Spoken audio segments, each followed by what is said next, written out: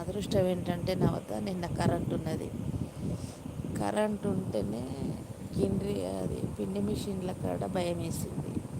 వైర్లు భూములకెళ్ళి ఉన్నాయి.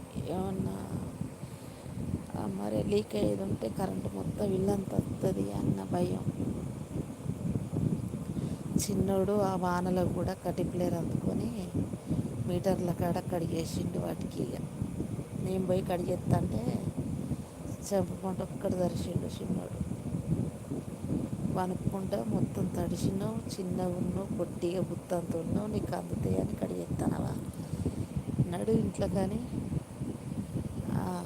తనే మెల్లగా పొడి తువ్వల పట్టుకొని వచ్చి అన్ని కింద కూడా నీళ్ళైనాయి, మనిషి తడిచినాయి. ఇక మీటర్ల కాడ కడిగేసిండు అన్ని. 3 మీటర్ల కాడ ఒక ఇంటి మీటర్ ఉంచి